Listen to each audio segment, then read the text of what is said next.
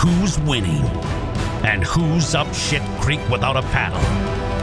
This is your stop for unbiased election projections with BS free talk, analysis, and one cranky politico's insight into the very future of the world you live in. Broadcasting from the gateway to the motherlode in Waterford, California. This is the Election Recon Podcast.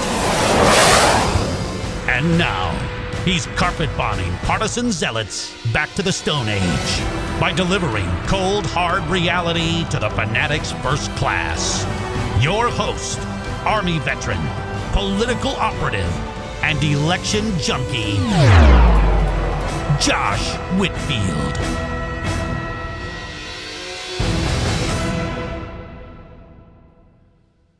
Welcome to Election Recon. It is Thursday, November the 12th, 2020, the day after Veterans Day here in the United States, and just over a week since Election Day, in an election that still has not officially ended, with several federal races and state races left to call in the nation.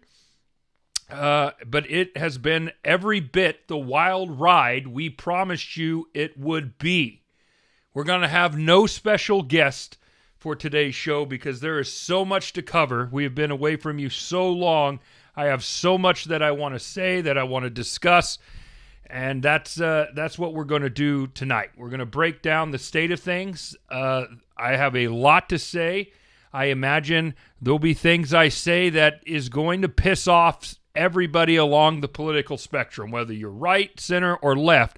I'm going to have things to say tonight that a lot of people probably are not going to like, but I'm going to say them anyway because, as we promised here at Election Recon, we're going to give it to you straight up, no bullshit. This is and remains and always will be the Oasis of Reality in the desert of partisan chaos out there. So thank you for joining us tonight on, I think this is episode 8 or 9, I don't know. This election has wiped my mind and sucked my soul from my body. And here we are, still living, still pushing forward. Let's go right into the election, okay? First and foremost, here's the stone cold truth. Unless the courts intervene in some of these lawsuits, which we think here at Election Recon is not likely in any state,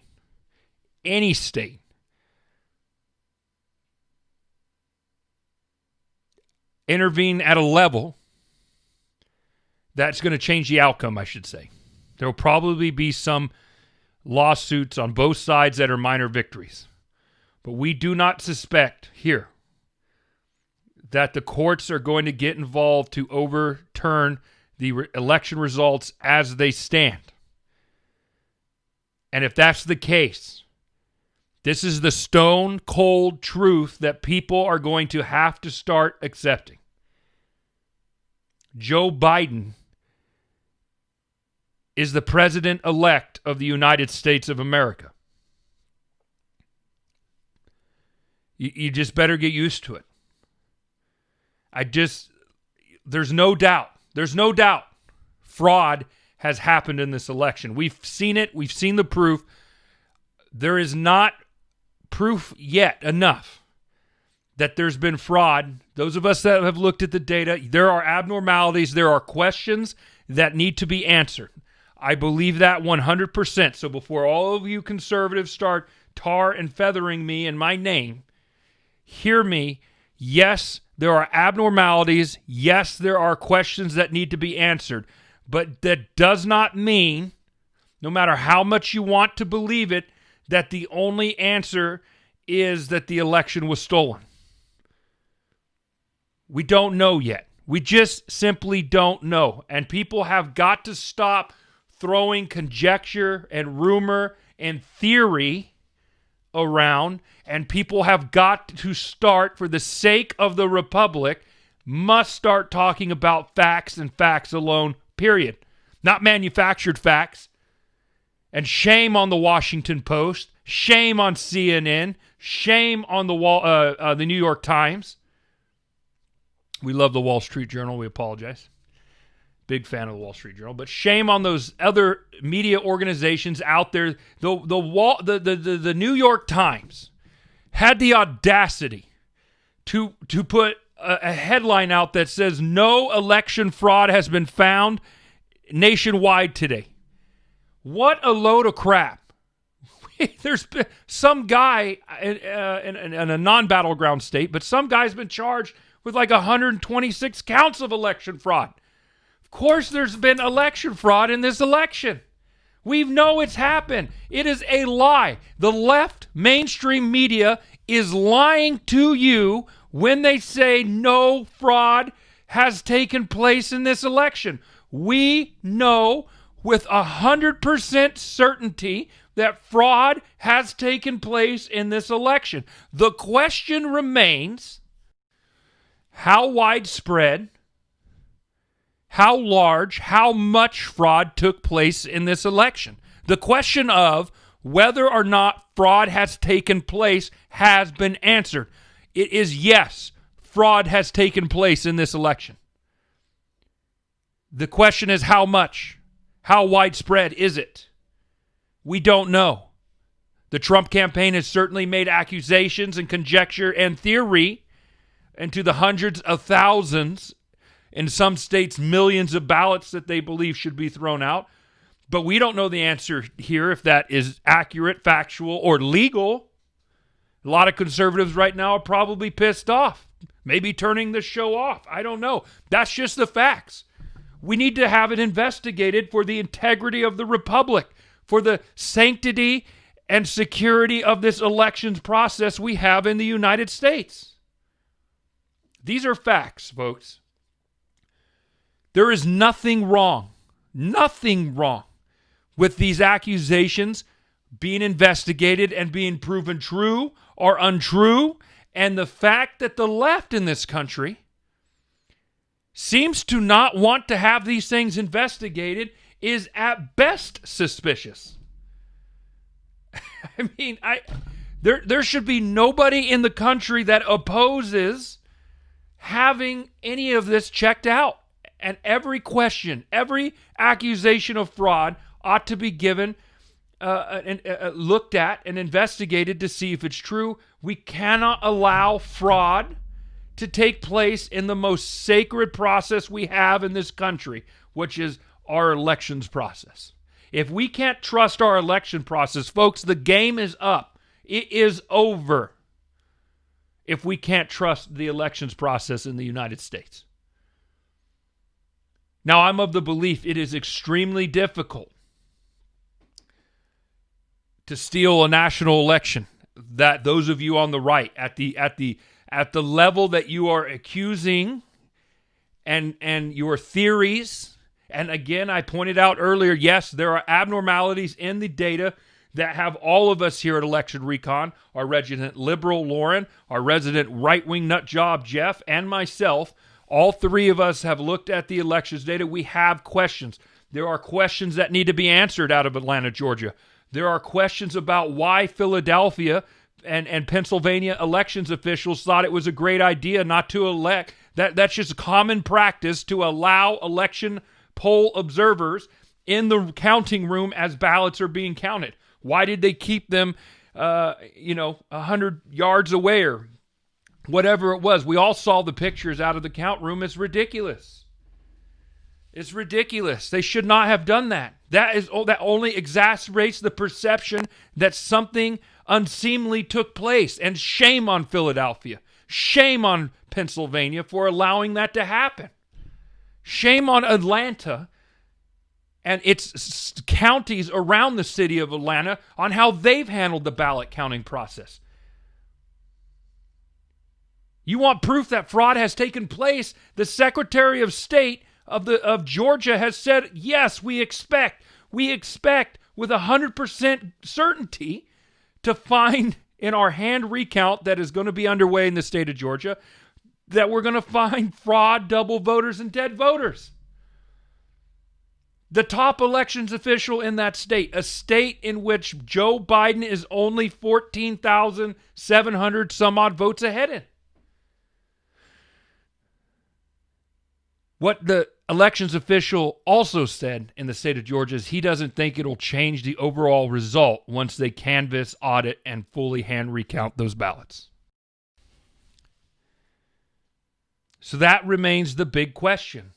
How much fraud has taken place, just like in the state of Georgia, where we know fraud has happened, where we know fraudulent voting has happened. It's probably happened in all 50 states at some level, whether it's one ballot or 10,000 ballots. You know, it's at some level it's happened because some people can't help themselves. Some people woke up on election day or when the mail-in ballots came in, or when their dead, deceased parents' ballots still came to the house, and they just couldn't help themselves because they didn't take their meds this morning when they voted, and they did something stupid that they shouldn't have done. And again, I want to be clear because we are not here at Election Recon. We're not shrilling for the right here. We believe that regardless of what happens in these investigations, we truly believe Joe Biden has won the election. He is and will remain the president-elect at the end of these things. Unless something unbelievably catastrophic comes out and is proven beyond a reasonable doubt that something nefarious took place, which we do not believe is the case. And conservatives, you can be pissed. Trump supporters, you can be pissed at us all you want.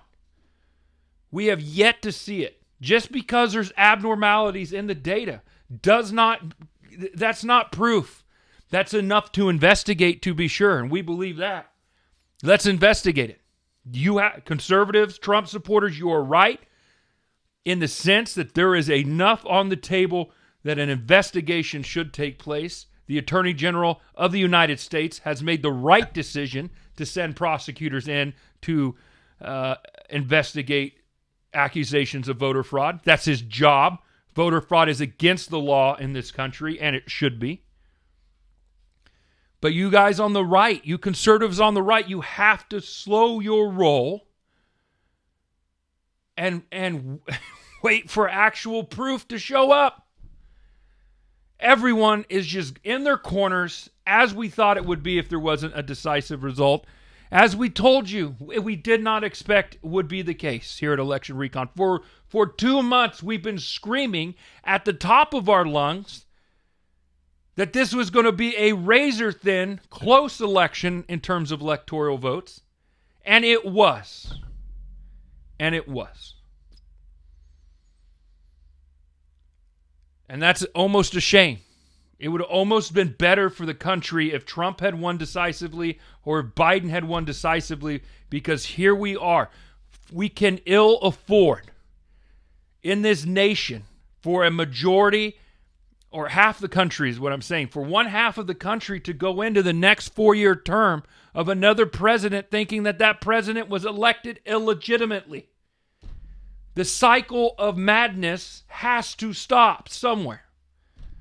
And the only way at this point there's any hope of the cycle of madness coming to an end is if these abnormalities, these confusing data points, and these accusations of fraud are fully investigated to a resolution or conclusion. Whatever the truth is. If there wasn't widespread fraud, fine. Let's investigate and find out. If there was widespread fraud, fine. Then we will have to deal with it in the legal system. But we don't know yet. And the only way, folks, the only way that we get to 60% of the country, at least, having confidence in the election results and believing that whoever wins, probably Joe Biden, we believe it's Joe Biden, being elected legitimately, is if These things are fully investigated. So shame on the media. Shame on the left-wing media. Shame on them. It's outrageous that they're trying to shut these things down. And you know what? And even if they are wild and unfrivolous and unsubstantiated accusations, then call them to the floor once they're proven to be all of these things. Call the people who have said that there was widespread fraud. Call them out for the liars that they will be proven to be. But you don't know, mainstream media. You just hope because you're in the tank for Joe Biden. But we here at Election Recon aren't in the tank for either side. We're in the tank for America as a whole. And what's best for America as a whole here is to fully investigate this for the integrity of the election process, the integrity of the republic in the most divisive time in the history of our country since the mid-1800s. So let's stop playing games there. But here's the bottom line on the election for president of the United States. Trump appears to have lost. Trump appears to have lost, and unless he can prove that it wasn't fair and square, the country needs to begin to accept the results because that's what we do here in America. I'm not saying audits. Listen, audits and canvasses and recounts and investigations in elections are both normal and a good thing for the country. They're both normal and a good thing. Our computer here is giving us trouble, so we've had to stop the video and the recording several times. The iMac's still giving us trouble, so the cigar smoking is going a little heavier. That's the reality of the presidency of the United States right now. Until proven otherwise, Joe Biden is the president-elect. That's it. People have to deal. But here is another thing. And Matt, we are truly becoming an enemy of the mainstream media because they're so disingenuous. It's outrageous that they call themselves journalists. It's outrageous. We love journalism here. We do love journalism. We think it is a sacred and important pillar of the American society.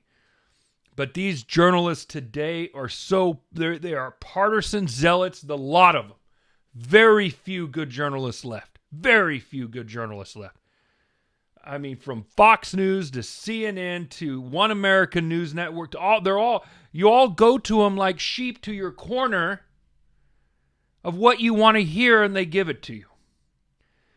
We're missing good journalists, and it's bad for the country. And what these journalists, and we use that word so lightly for these scrubs on your television set, in your newspapers, on your computer screens, what these journalists are leaving out, most of them, is the fact they're all excited. They're all excited about Joe Biden's victory. The day of reckoning has come. The Trump nightmare is over. Trumpism is dead. Joy to the land.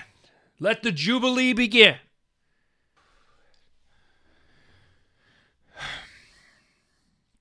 Here is a harsh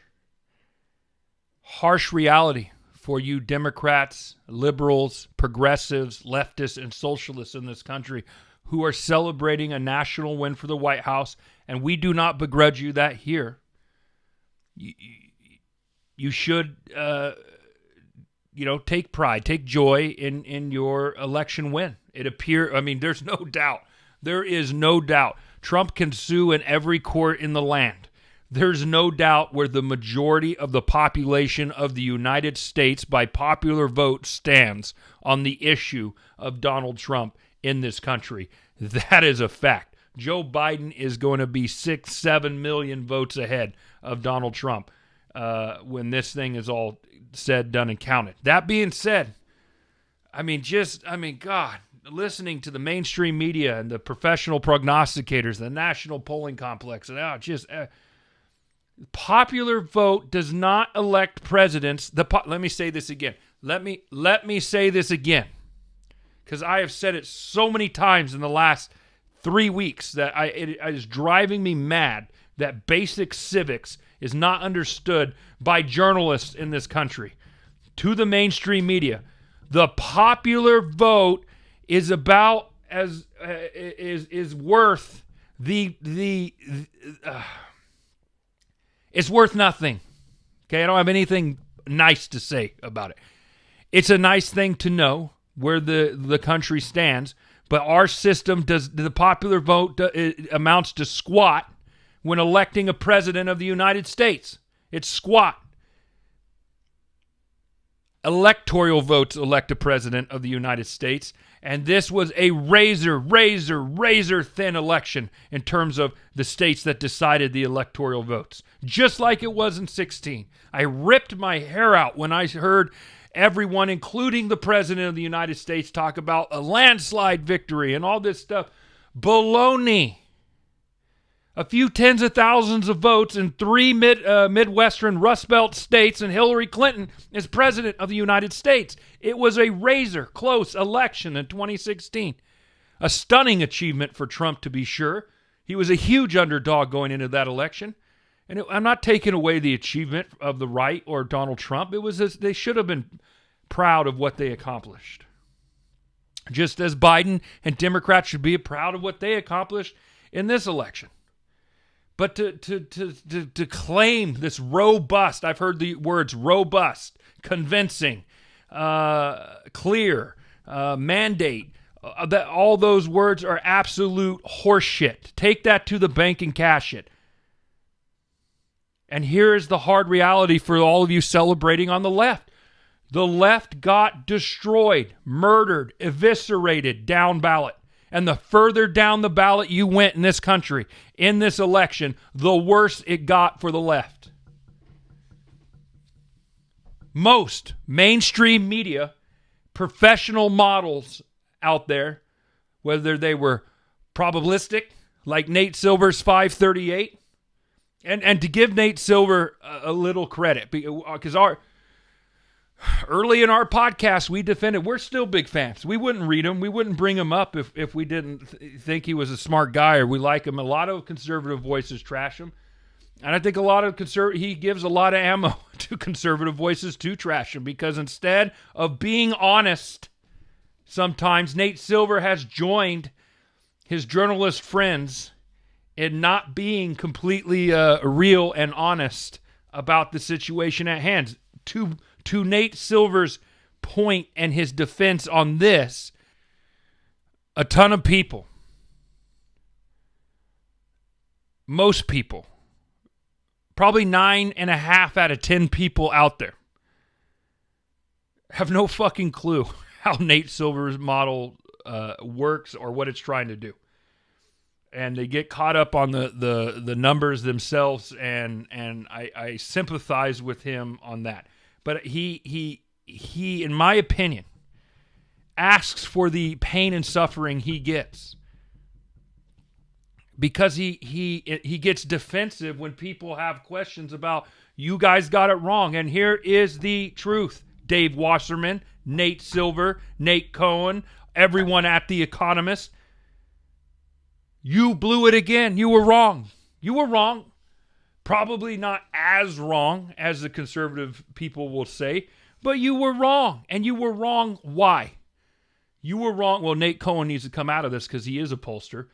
But the rest of this group, they're not pollsters. They're modelers. But they're wrong because they rely so heavily on the pollsters and the polls were wrong. More wrong than 2016. And yet you're going to listen to all these people from now until the end of time try to convince you that, oh, they weren't that wrong. Oh, it's acceptable. It's okay. It's okay. Well, my argument is not okay. You're driving perception. Perception and reality can be two different things. Nate, Dave, everyone at Cook Politico, The Economist, all of you smart people out there. I agree that perception and reality can be two different things. I've worked in elections for over a decade. I sell perception when I work for Canada. I get it. But you have a duty to make sure that you sit there. I watched Nate Silver and his response to the absolute miss, the blow, the mistake again of the prognostication machine in this country, especially in the mainstream media. And I watched him, and his response was literally, he said this out loud in an interview. To anyone who doesn't think that he and his ilk did a good job, well, then fuck them. That's what Nate Silver said. To all of us out there that don't believe that they did a great job, he said, F us. No, man. Stop. It's not... What an elitist, arrogant thing to say.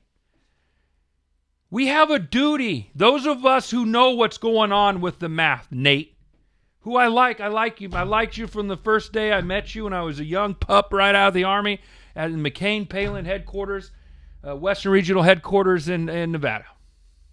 And you were not yet the man that you are today. You were there in our bullpen with your laptop doing your blog thing and kicking ass, man. And I have great respect for the success that you have achieved on the 1/10 of a million% chance that you're listening to this. But Nate Silver, dude, seriously, man, it is our job to educate the people, the people who are not experts in data and politics and elections. We shouldn't make it complicated for them to understand what's going on out there and turn around when they're pissed at us and say we don't understand what's going on, and then turn around and say, well, F those people. Stop it. Stop. I get it where your model said Joe Biden had a 90% chance to win. I understand that in 9 out of 10 of your simulations that Joe Biden won with the variables that you had. I don't believe it was a 90% chance to win. I think your model was wrong, personally. And I think it was wrong, Nate. And everyone at The Economist who had it like 93% to win. I saw a model out there that had Biden 98% to win the election. I think your model was wrong, even though I understand what it was trying to say. I think it was wrong because you relied so heavily on bad polling, which is what our model does not do. That's why our model kicked our model kicked ass. That's a fact. We may have not have been the best out there. I don't know. We'll break it down. It's not all over yet. The counting's not done. Nate Silver is right on that. People are jumping to the gun when we don't have final and certified results. I agree with Nate Silver on that. But my goodness, man, the professional prognosticators out there, what the hell? You guys got to get a grip. Nobody's going to trust you guys for over a generation. And whether you think you're right or wrong, you have lost the battle of perception because you're arrogant. You're arrogant to the people. You need to make your model more layman friendly if you feel like you're the smartest guy in the room.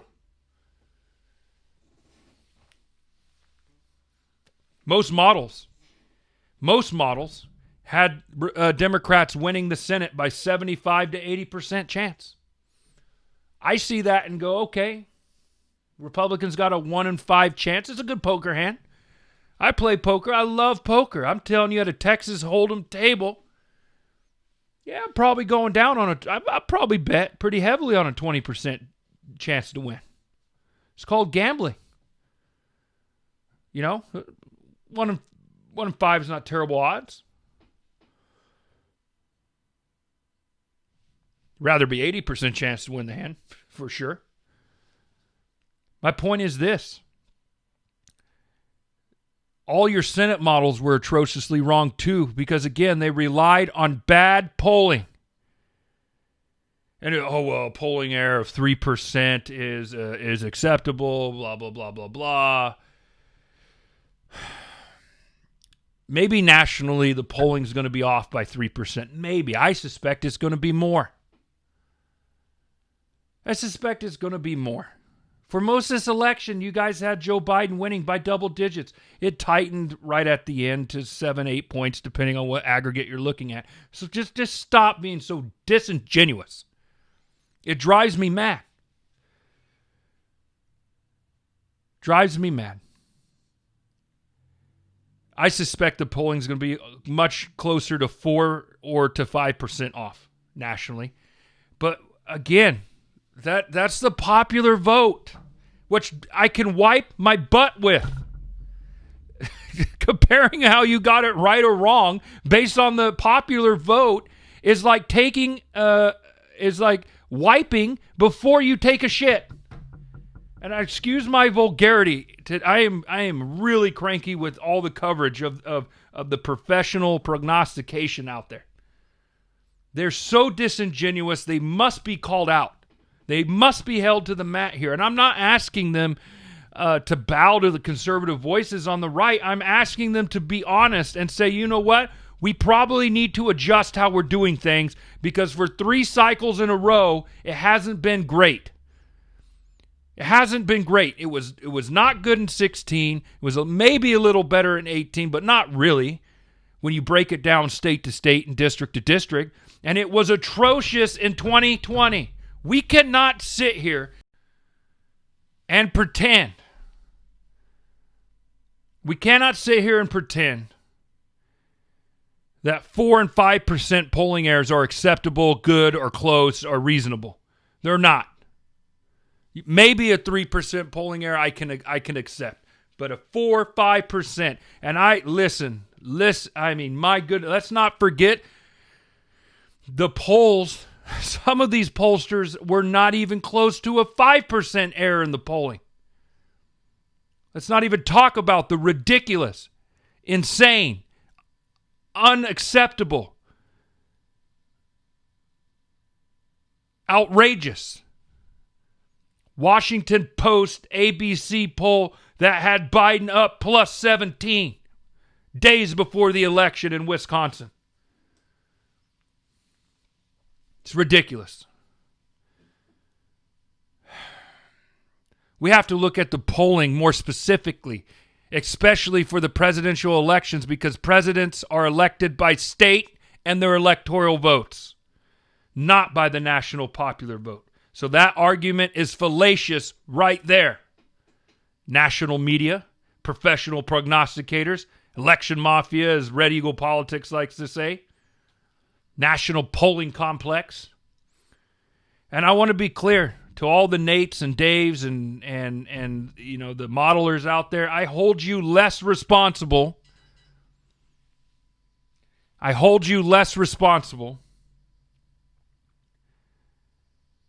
For the disingenuous failure of the industry this time around than I do the pollsters. But you guys have to accept that relying so heavily on pollsters in the future has to be checked.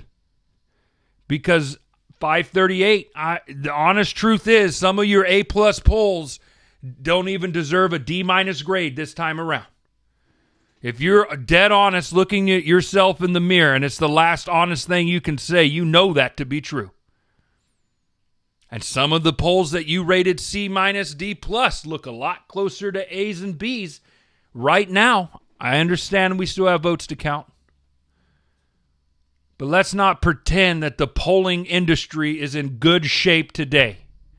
Kudos to Frank Luntz, who is the only voice I have seen out there that has even had a back squeak of honesty for his polling industry.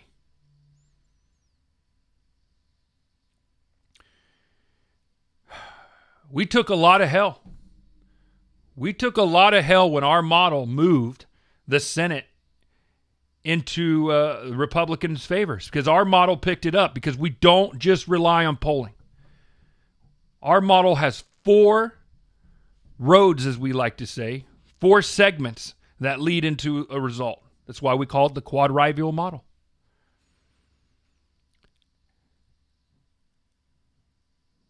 We take the best of the 4 methodologies out there, and we use them to hedge against each other to get an honest and unbiased result. And you know what? It worked out pretty damn good in this election.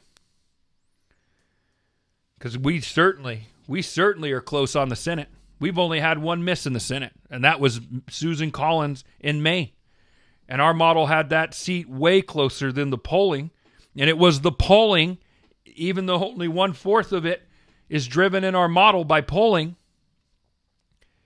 it was the polling that pulled that state into the tilt Democratic column. You take out some of these polls that were off by huge margins, and that state in our model would have been tilt Republican. And that still would have been not great. This video is going to be a absolute insanity to edit. This computer keeps crapping out on us. We have to keep restarting. It's like the 8th time it's crapped out, and we're only 30 minutes in, and I'm losing my mind. My point I was trying to make is it's not enough just to call a state right. All these professionals out there are like, well, look, we called all these states right. Yeah, maybe. It's the margins that matter. That's why we posted our margins on Election Day before the polls closed at 3 p.m. We said, here's the margin, so you can hold us accountable at Election Recon, whether it's good, bad, or ugly, whether we're right or wrong. You could go back. It's not enough just to say, oh, he's going to win this state. Because most of you professionals out there had Biden winning Wisconsin by double digits, or Michigan by 8 points, or Pennsylvania by 5-6 points. And you were wrong, dead wrong, terribly wrong. The margins matter. And when it comes to the margins, the Election Recon predictive model has done pretty damn good.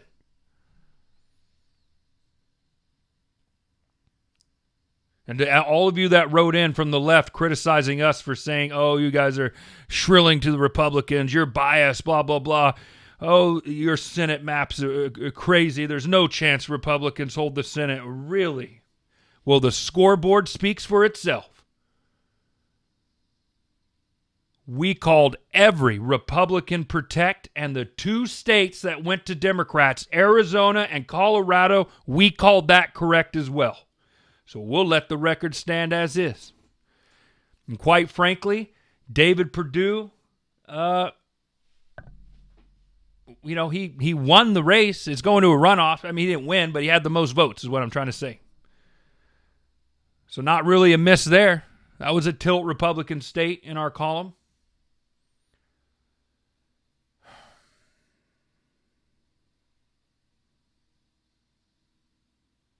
We may still be proven right January 5th on both of those runoffs. Perdue and Loeffler have to be going in as the favorites. We'll see what the electorate, it's special, it's crazy. Who knows what the mood of Democrats, Republicans is going to be coming out of the holidays? Who the hell knows?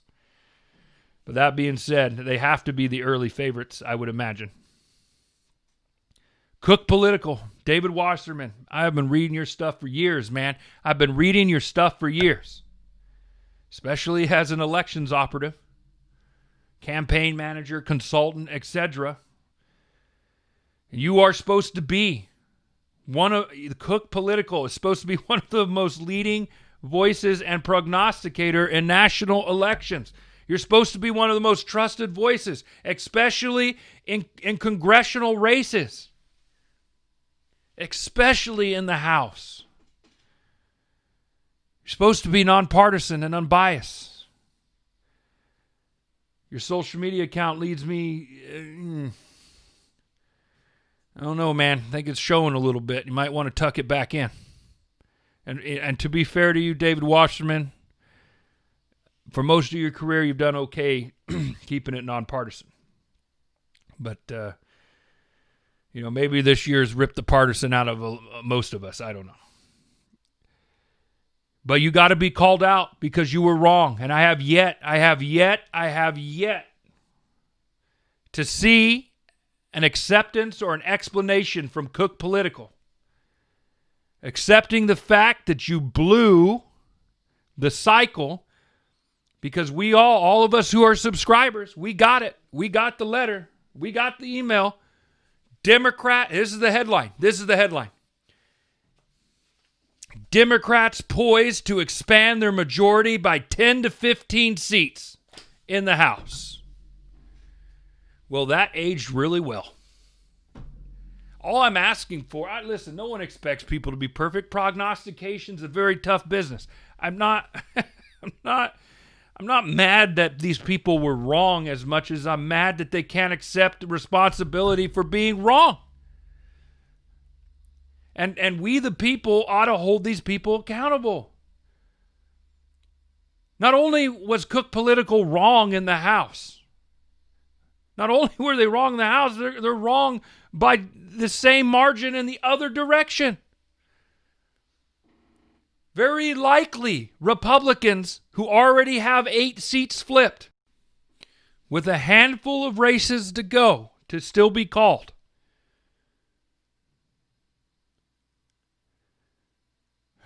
Republicans are probably going to be 10 to 13 seats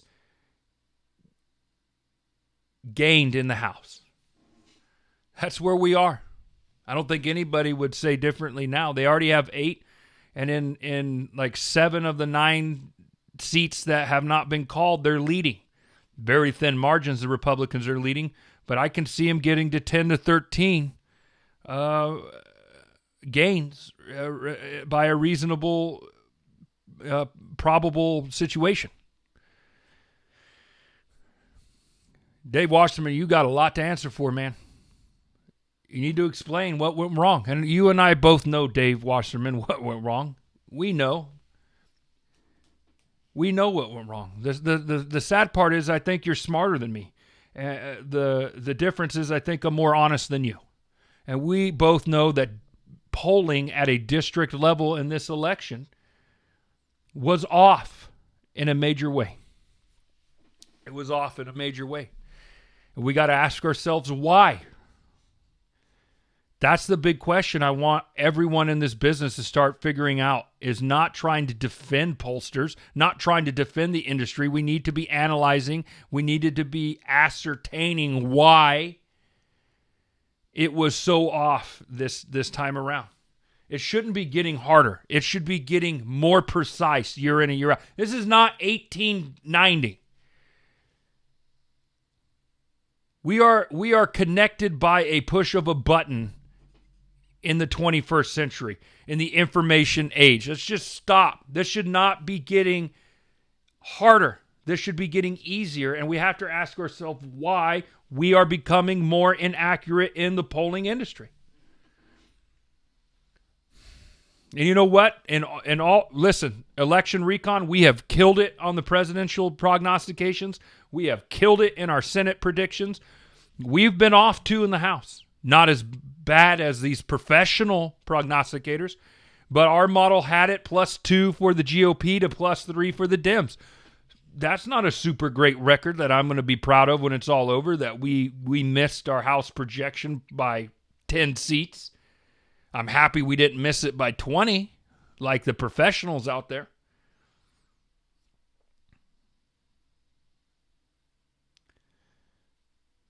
Back to the fact that all of you on the left, this is I'm telling you, if Republicans hold the Senate, especially if Republicans hold the Senate on January 5th by winning just one of the 2 runoffs in Georgia, this has been a very lonely victory for President-elect Joe Biden. That is a fact. The margins for Nancy Pelosi and her Democrats in the House have been reduced to the thinnest of margins, setting Republicans up well to retake the House. Great position to retake the House in 2022. The Senate, which everyone said was an 8 to 10 chance, the Democrats, of course, were going to take it, stopped cold. Republicans right now sit at 50 of the 51 seats they need to guarantee a majority in the House. The Republicans control, full control, 31 of the 50 state legislatures in this country. 27 of the governor's mansions. Why is that so important, you say? We've said it many times on this show. Redistricting is coming up next year because of the census, and in many, many cases, with the exceptions where states have independent redistricting citizen committees and commissions, the legislatures will draw the new legislative lines in the country. Gerrymandering will happen. It happens every time. New lines will be drawn, and Republicans have a huge advantage to make up what's going to be a very small gap in the House in 2022 because of how the new lines are drawn. And I'm telling you right now, on top of all of that bad news for the Democrats in this election, where they got wiped out down ballot,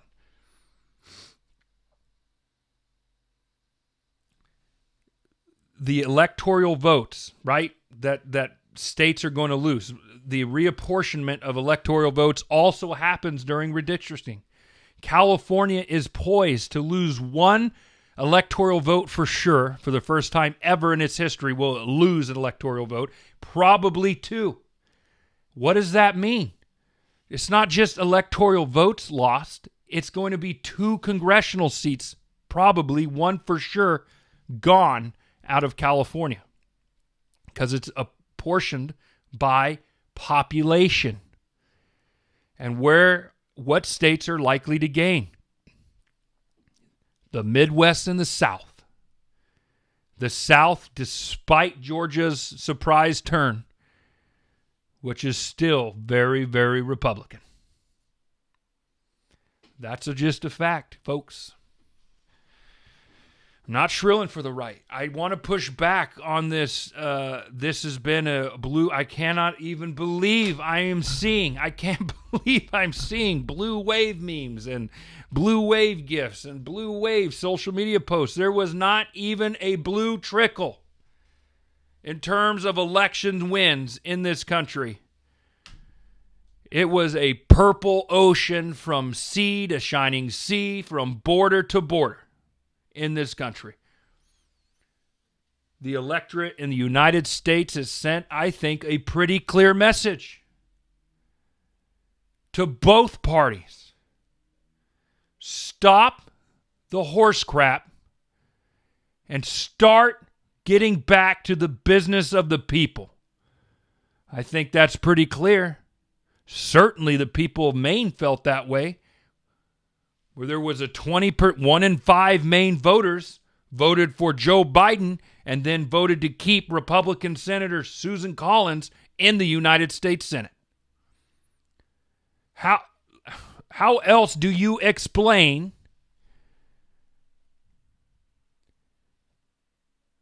the collapse of Democrats down ballot? Independent voters saying, listen, I'm ready for Donald Trump to be out of the Oval Office, but I am not willing to give a radical progressive left agenda the keys to the country. We want a divided government because we don't trust either side to behave themselves. That's the truth. They may not be a majority, these true independents. They may be less than 20% of the country, may even be 10% of the country, the electorate. But I'm telling you, they decide who holds the keys. And they have clearly made a decision in this election to say, push on the brakes, get back to the people's business, stop with your partisan nonsense, and we're going to do everything possible to make sure that everyone is put in checks and balance, and thank God, because that is exactly what our founding fathers dreamed and wanted and envisioned for the nation. We're going to do a whole show on the breakdown of this election and why the voters went where they did, with more accurate exit polling once all the votes are counted and we get a full understanding. I'm not going to break into all the reasons why it ended up the way it is today. But I will bet you 2 dimes to a nickel at my very good friend Ashley Stubbs, based on all the data that I've seen so far, that the Democrats' threats to pack the court specifically have cost them probably several wins in the Senate. A few, at least 3.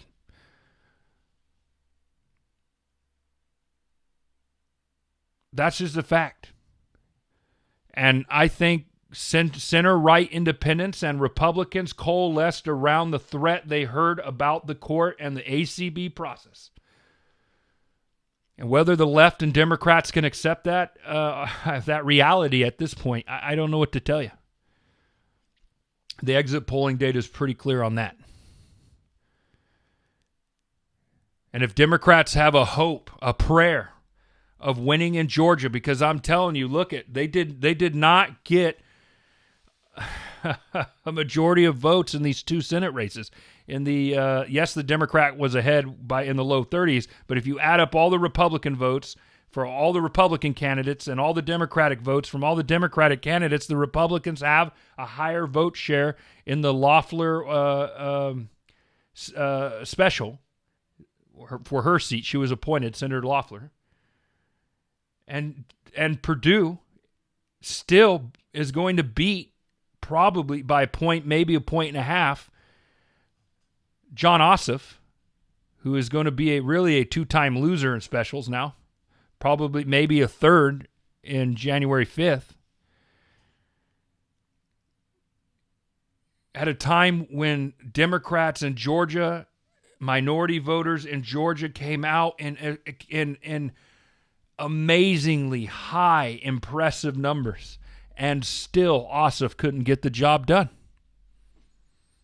You have to ask yourself why. How is Joe Biden winning in Georgia and Ossoff has it knocked off Purdue? Or how has the Democrats combined not outperformed the Republicans combined in the special? I think it's for the reasons I just explained. Centrist voters in this country do not want to hear the partisan zealotry, radical agendas of either side. They don't want to hear about border walls. They don't want to hear about kids behind cages. They don't want to hear about courts being packed. They don't want to hear about screwing over NATO. They don't want to hear, whether you believe in those things or not, they don't want to hear about abolishing the Electoral College, ending the filibuster in the Senate, not working in a bipartisan manner. The independents who have the keys to who controls the country in this divided time we live in are uninterested in the partisan rhetoric that's so loud in all of our ears from the right and the left. And they are only interested in the work being done, COVID being solved, the economy being strong, and the people's business being accomplished in a bipartisan, common sense manner. That is a fact. And they clearly made their voices heard by splitting tickets just enough in this election to give Joe Biden a victory nationally, but devastate the expectations of Democrats in the Senate, the House, and especially in state legislative races across the nation.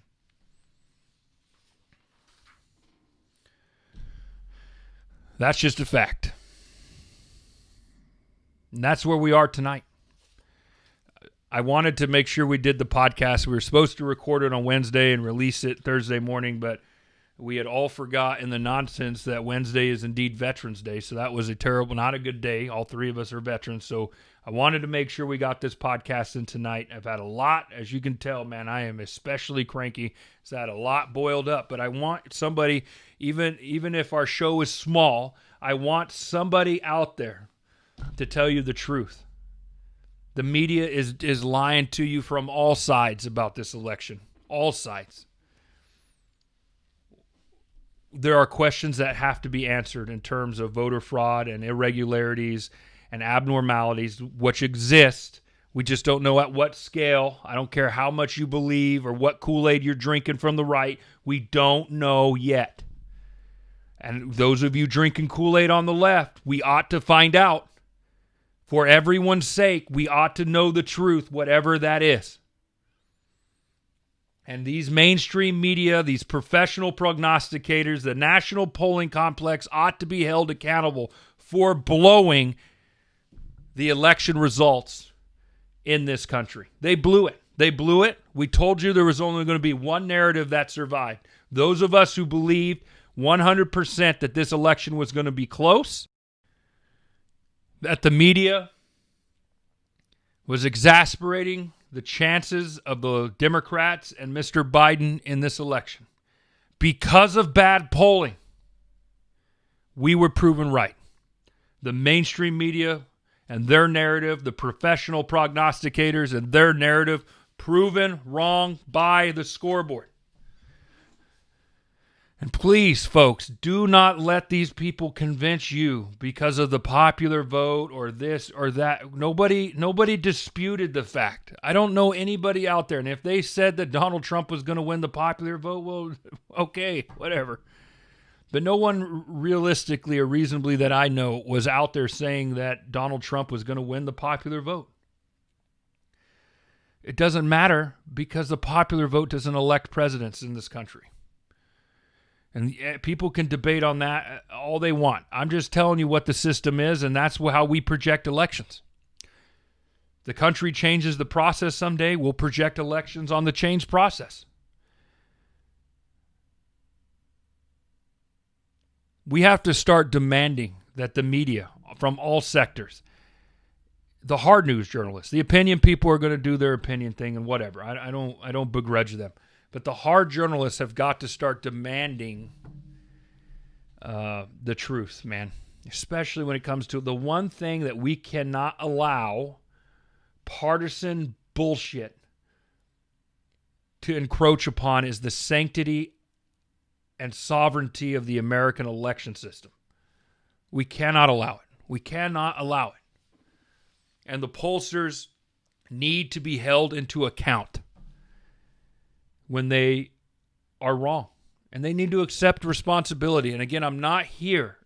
I don't want to be one of these people that's trying to get people fired or tear them down or all this stuff. All I am asking, my frustration is this. All I am asking, and I think it's a reasonable ask, is for you to evaluate what has gone wrong. But first, that requires those of you in the mainstream media to admit something went wrong. And those of you that haven't admitted that something went wrong in the prognostication, the polling or the prediction process in this election for most of your models and polls out there, you are delusional and not just lying to the people again on top of what was a lie in the crap polling that we've seen. You are lying to yourselves as well, and you are serving no one. We have to bring perception and reality much closer for the health of the society, for the emotional and psychological health of our society. We have to do better. Share notes, compare notes. Those of us that got it right ought to try to explain how we got there to those that got it wrong. And those that got it wrong should swallow their pride, admit that something went wrong, that it could be better, and work to fix it, because we should not ever be lying to the people on election, on the state of our elections. Ever. Pollsters have got to be held into account. And those pollsters that produce abysmal numbers, we will hold you into account. We're going to wait. We are going to wait until the election is done and certified. But we have all of your polls in one big binder. And we're going to go back and we're going to break down every single one. And we're not going to judge you based on anything other than where were your margins. Did you get it right or did you get it wrong? And we're going to hold ourselves to the same standard. And we're going to make it public. We will make it public for people who give a damn to find out whether or not you are good at what you do or whether or not you aren't so good at what you do. Because people have got to come to a place to find out the truth of these things. Unbiased, just the facts. Did you call it right or did you call it wrong in the margins? That's all we're going to do, and that's the future of election recon. and I'm proud of that's where we're going to be going with our future. So those of you that have stuck with us through this crazy election, man, we're proud to have you. We're proud to have you. We hope that you appreciated and enjoyed our coverage. We tried to be straight down the middle, call balls and strikes as we saw it. We're pretty proud of the results of our model. We're going to break that down once we have final certified elections. And, the fact is we were pretty good on the Senate, pretty good on the presidents. We had some misses, about a dozen misses in the House, and we're going to look at why that was, what went wrong. We're going to be honest with ourselves, unlike some of these people in the mainstream media. Unlike most of these people in the mainstream media and the professional prognosticators, we're gonna eat crow where it's due that we eat crow, and we're gonna celebrate where we were right. And we'll let the scoreboard stand as is, and we're pretty damn proud of where the scoreboard is tonight for our model. And we hope that we have your trust. We hope that you keep following us in the future. Weekly podcasts will continue. But before we close out the show, let's go ahead and knock out the three-pointer with Josh Whitfield, your 3 questions. But before we... this computer's killing me tonight. This computer's killing me. Before we finish the show, let's go ahead and knock out the three-pointer with Josh Whitfield, answering your 3 questions that you have written into the show. Of course, the cigar. God forbid I missed the cigar of the show today. This is going to be a tattoo. What the hell am I smoking today? It's not a tat. This is going to be, what is this? This is the. It's not an Olivia. It's not a Rocky Patel. This is Avo. I'm smoking an Avo Hastings today. So thanks to Avo Cigars, one of my favorites. I'm sorry, just beside myself with computer failure. So great cigar, Avo. I hope you guys, you cigar aficionados out there, give Avo Hastings a taste. Another one of my favorites. But without further ado, let's go ahead and go right into your 3 questions. The three-pointer. My favorite segment, hearing directly from you, our fans, answering your questions. Of course, if you want to write into the show, you can write us at electrecon, elect singular recon at gmail.com. Not every question makes the show, but we do try to answer every question. So if we don't answer your question in the email, good chance it's going to be on the show. The first question comes from Sioux City, Iowa. It comes from George, and George asks, why do you think only the Des Moines Register is the only poll which can call the Iowa elections correctly each and every year? George, that's a very good question. I've been very, very tough. I've been very cranky in this entire show tonight, as you all could hear. Been a wee bit emotional. Okay, maybe a little bit more drink and a little more cigar could put me in my place. I'm sure my wife downstairs is going to tell me to take a few chill pills before I get into bed tonight. That being said, the Des Moines Register, kudos for them, because they have been amongst the most accurate gold standard of polls for the last few election cycles, and good for them. I'm going to break it down in a future show, but I think the short answer is the Des Moines Register, their methodology, and, they clearly have a pulse of the electorate in Iowa. Their methodology and the questions they ask are not leading. They're not, it's pretty straight up and down. And I think they understand what the electorate is like in their state. Therefore, they get a great sample. And that's why I think they call it right year in and year out. So kudos to the Des Moines Register. You are one of the few pollsters out there who actually are doing a great job. And I hope that your colleagues and your professionals in the polling industry give you guys a call, your newspaper a call, and ask what the hell it is you guys are doing so right, because you guys are definitely doing it right there in Iowa. George, we're going to do a whole show on polling. I hope you look at it. But the short answer is I just think I think their methodology and their SOPs, as we say in the military, their standard operating procedures on how they conduct their poll, are efficient, correct, the way to be doing things, and the results prove that. So thanks for writing in, George. We appreciate the question. The next question comes from Martha Ann. Martha Ann from Nashville, Tennessee. Great city. I love Nashville. There's a bar there, the Flying Saucer or something like that. I'm not sure. Anyway, I don't know. Something about a saucer, and there's like a million beers on tap. It's one of the coolest places that I've ever been. My friends from Huntsville, Alabama took me there one time. And shout out to Chris Key and Ruth Marie Oliver for showing me such a wonderful place. At least I think it was them that showed me that place. I don't know. Shout out anyway, because you know what? It's Ruth Marie Oliver's birthday today. So happy birthday, Ruth Marie Oliver, more affectionately known in our hearts, those of us that know her, by her call sign, Red Bull. Happy birthday, Red Bull. Martha Ann, your question. Please accept my apology for my previous email calling you a right-wing sympathizer. Oh, yes. Now I remember you. Now you're that, Martha Ann. A right-wing sympathizer for your predictions on the U.S. Senate. You were right. I was wrong. That's very big of you, Martha Ann. Kudos to you. I appreciate that. And you know what? If you were right and we were wrong, I would have said it. Rest assured on that one. I assumed you were just dreaming, but I guess I was the one dreaming Democrats would have our blue wave.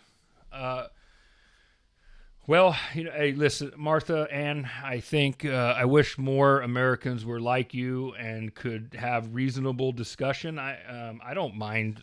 We have thick skin here, so your email didn't bother me one bit. I think, listen, you thought we were wrong. You stood by it with some pretty profane-laced conviction there, but I don't have a problem with that, Martha Ann.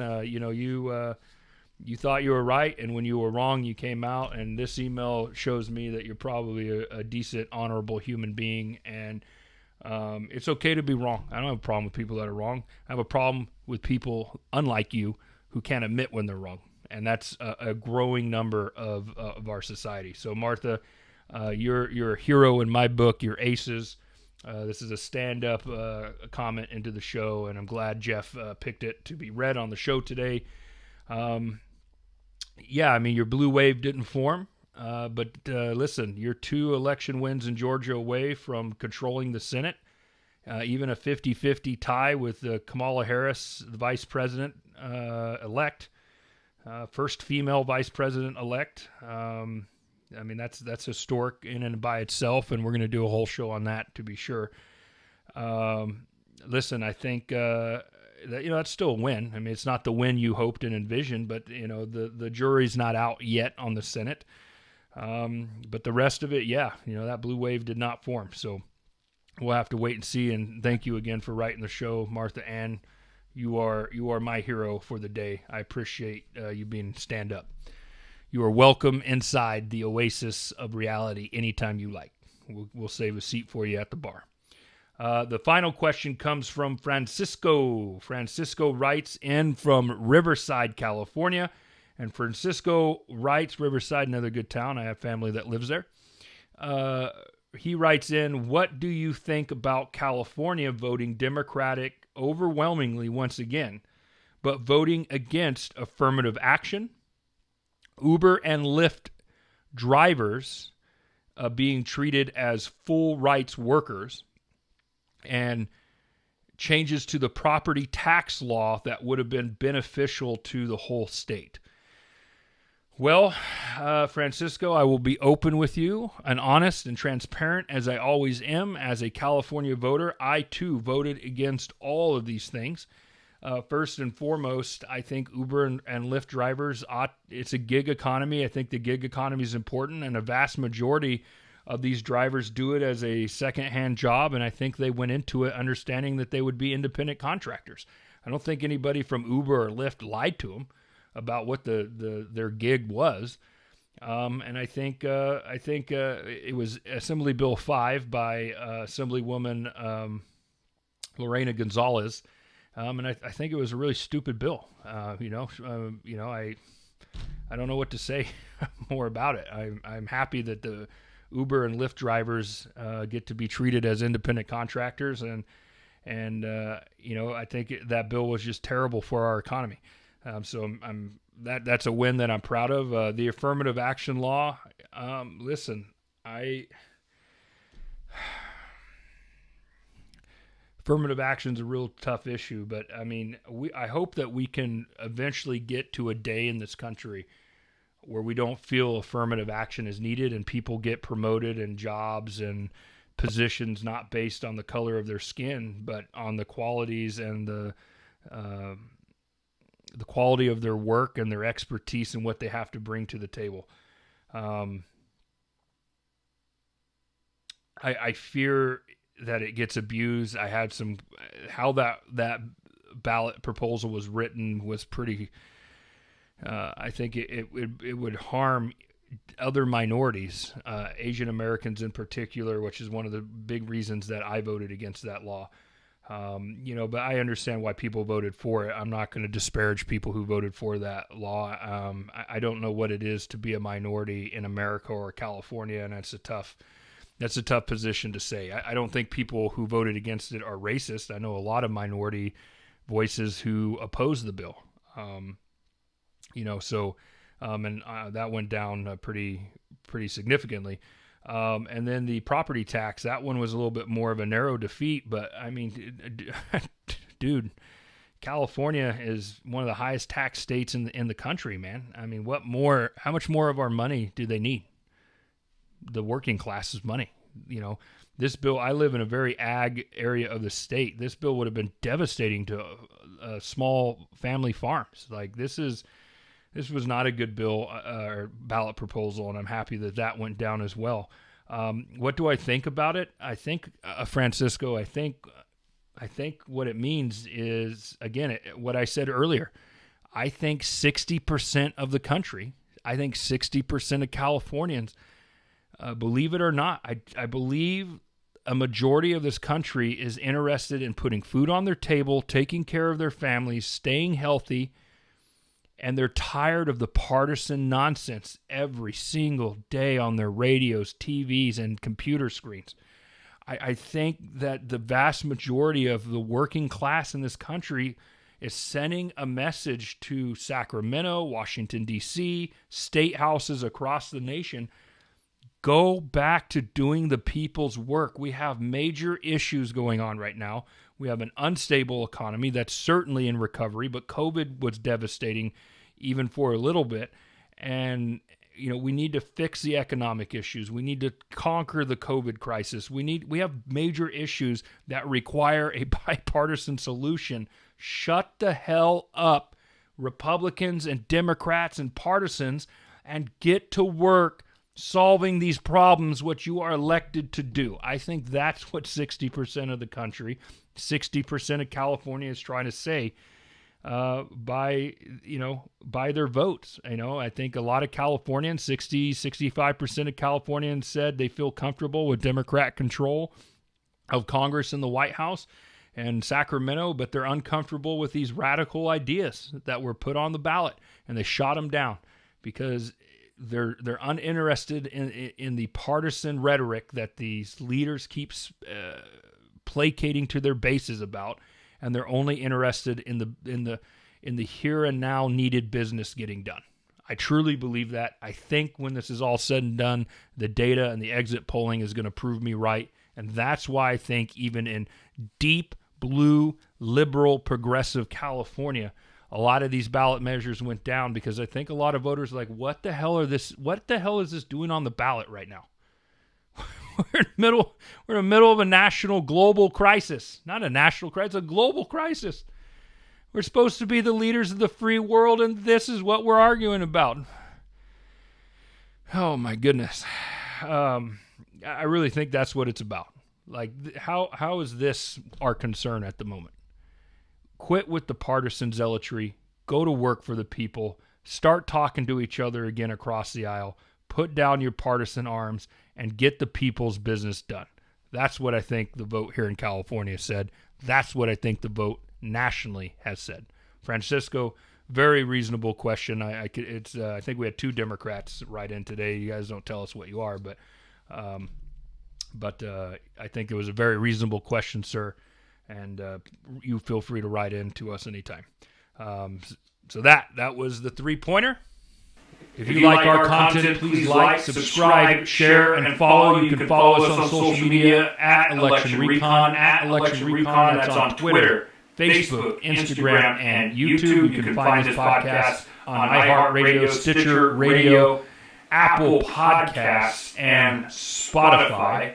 And of course, you can check out our website, electionrecon.com, where you can find all of the above.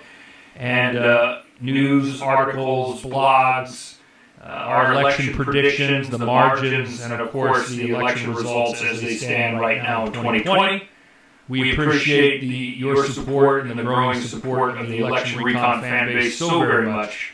I'm Josh Whitfield. This has been the Election Recon podcast. Thank you for being with us. Good night.